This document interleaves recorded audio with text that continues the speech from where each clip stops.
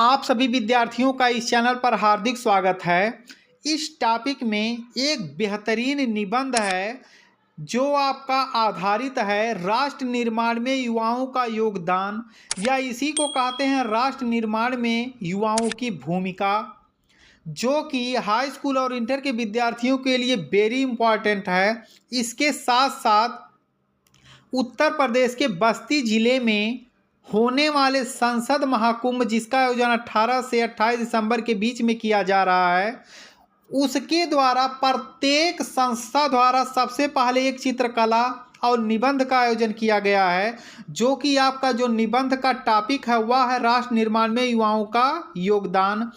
इसकी रूपरेखा क्या होगी, किस तरह से हम इसे लिखेंगे जिससे कि हम आगे बढ़ सकें। तो सर्वप्रथम आपको प्रस्तावना लिखना है, उसके बाद युवा राष्ट्र का भविष्य होता है। अगला आपका टॉपिक होगा राष्ट्र निर्माण के बहुआयाम, उसके बाद राष्ट्र निर्माण में युवाओं का योगदान, उसके बाद शुभ परिणाम, और अंत में आप लोग क्या लिखते हैं, निष्कर्ष। तो यह आपको 6 हेडिंग लिखना है जो कि आपके निबंध का ही भाग है। तो आइए हम इसे शुरू करते हैं। पहला आपका टॉपिक होगा प्रस्तावना।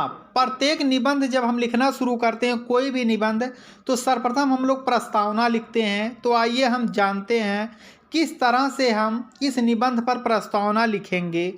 तो युवा हमारे देश का वर्तमान और भविष्य है। मानव जात की विभिन्न अवस्थाओं में सबसे महत्वपूर्ण अवस्था युवा अवस्था है।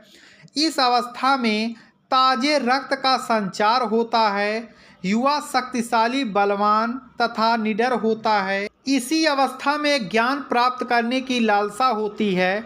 ज्ञान प्राप्त करने की तीव्र लालसा होती है। ज्ञान प्राप्त करके युवा का चिंतन मनन करने की क्षमता का विकास होता है। इस समय युवा ज्ञान, विज्ञान, संगीत, नृत्य, वाद विवाद आदि की जानकारी प्राप्त करता है। यही कारण है कि वह देश के विकास का आकांक्षी होता है, यानी कि देश का विकास कैसे होगा। इसी कारण से युवा समय के प्रत्येक क्षण का सदुपयोग करता है। और इनके बारे में किसी ने कहा, कर्मरत जग में हर दिशा से कर्म की आवाज़ आती है, काल की गति एक क्षण को विराम नहीं पाती। यानी राष्ट्र निर्माण के लिए युवा वर्ग के लोगों का योगदान करना देश के सभी क्षेत्रों को लेकर एक बहुत ही महत्वपूर्ण आयाम है। विश्व के किसी भी राष्ट्र निर्माण में सहायक बिंदु बहुत से होते हैं, परंतु उनमें से एक पृथक बिंदु युवा ही निकलकर आता है, जो अपने ओजपूर्ण स्वभाव से देश निर्माण एवं किसी क्षेत्र में अपनी सक्रियता या भागीदारी को दिखाता है। दूसरा हमारा टॉपिक होगा युवा राष्ट्र का भविष्य। यानी युवा जो होगा वह किसी भी देश का भविष्य होता है। युवा हमारे देश का वर्तमान और भविष्य दोनों है। आज का प्रत्येक युवक देश का आगामी राष्ट्र नायक होगा। उसके कंधों पर ही राष्ट्र का विकास और कल्याण का पूरा भार होता है। इसके लिए परम आवश्यक है कि युवा में कर्मठता, कर्तव्य एवं चरित्र का विकास, बौद्धिक विकास हो। इसके लिए विद्यालयों में इसी प्रकार की शिक्षा दी जानी चाहिए, क्योंकि शिक्षा काल में निर्मित विद्यार्थियों से एक कुशल नागरिक बनेगा। यानी शिक्षा काल में विद्यार्थी जो है वह एक कुशल नागरिक बनेगा और उस देश की सेवा करेगा। अतः देश वही संपन्न होगा जिसका युवा वर्ग परिश्रमी होगा। अर्थात किसी भी देश का विकास तभी हो सकता है जब उस देश का जो युवा वर्ग है वह परिश्रमी होगा, उससे उसका और उसके देश का विकास होगा। अगला हमारा टॉपिक है राष्ट्र निर्माण के बहुआयाम।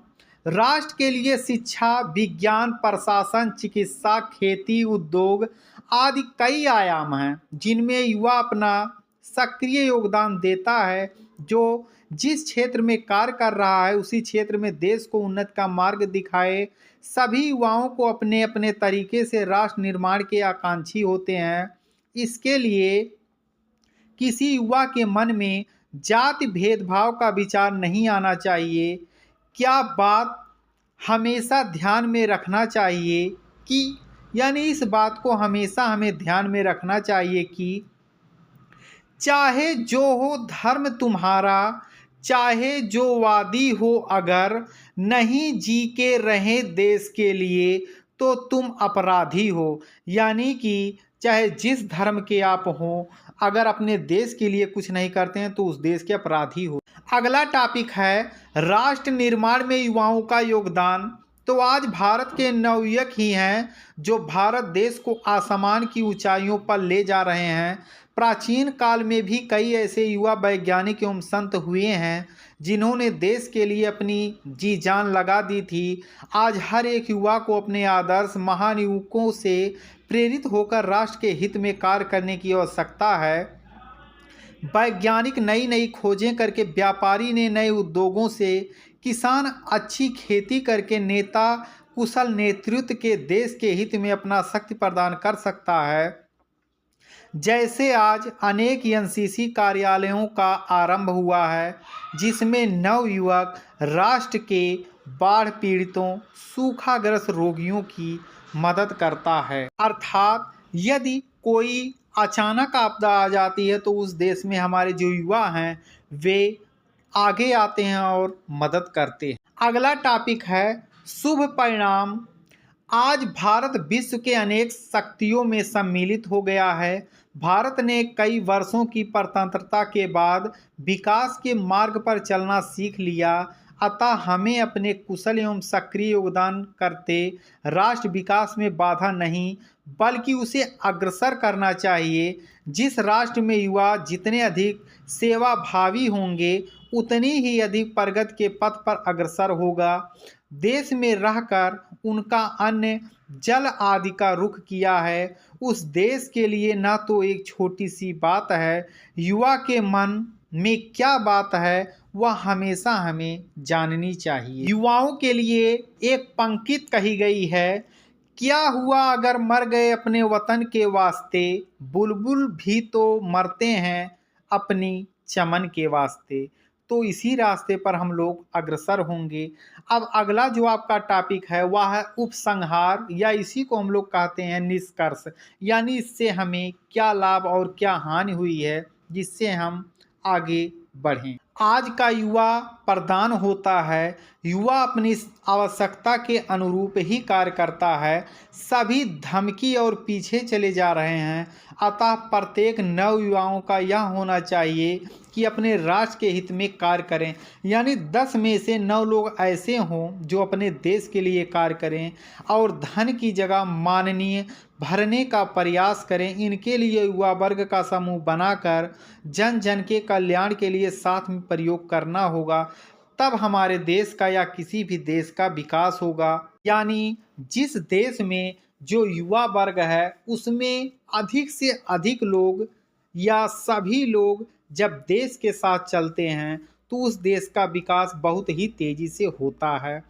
तो इसी तरह के इम्पॉर्टेंट टॉपिक इस चैनल पर मिलते रहते हैं और जो बच्चे इस चैनल पर नए हों वे चैनल को सब्सक्राइब कर लें।